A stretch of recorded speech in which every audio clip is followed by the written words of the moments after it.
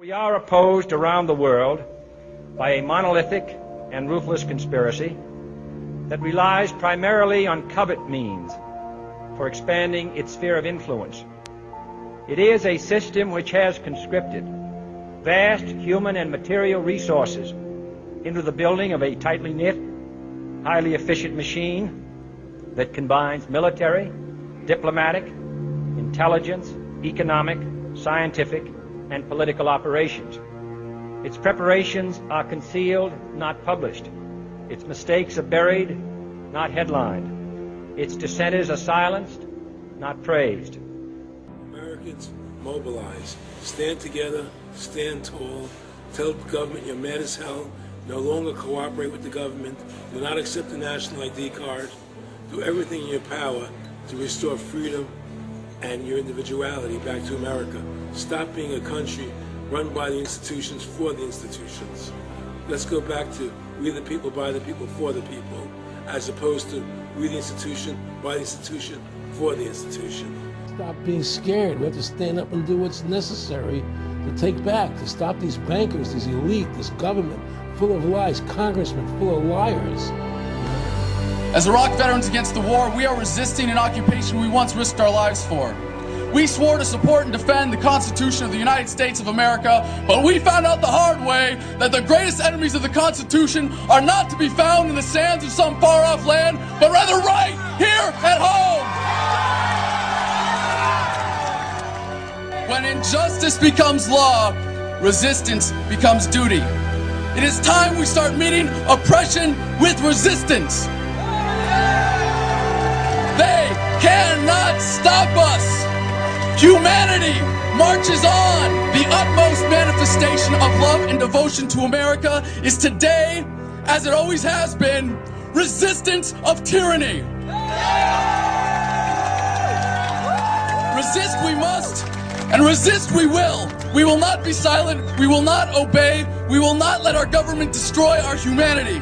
We will not wait another moment in fear to stand up for what we know to be right. It is time we start meeting oppression with resistance. Northwoods, explain that really quick. This is 1962. The Joint Chiefs of Staff signed a document that was planning on having fake attacks on American civilians and blaming it on the Cubans to get us to go to war with Cuba. They were going to blow up a drone jetliner. They were going to send a jet into the air and blow it up. Oh my God. And blame the Cubans for it and get us to go to war with Cuba. Planning on having fake attacks on American civilians.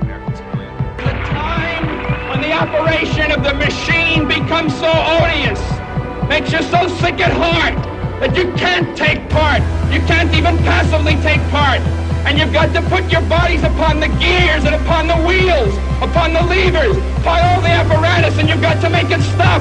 And you've got to indicate to the people who run it, to the people who own it, that unless you're free, the machine will be prevented from working at all. I served with Kilo Company, 3rd Battalion, 8th Marines as an automatic machine gunner. There's a term, once a Marine, always a Marine, but there's also the term, eat the apple, F the core. I don't work for you no more. And I'm a Marine. I took an oath to defend the Constitution. The Constitution! I didn't take an oath to defend these banksters. And I guarantee you, all you devil dogs out there need to rise up and take over this country and defend the Constitution against these punks. Okay, I'm sick of it too, Alex. You know, I'm a Marine, but I'm sick of this. You know, they're using us and they're sucking us dry and they are destroying us.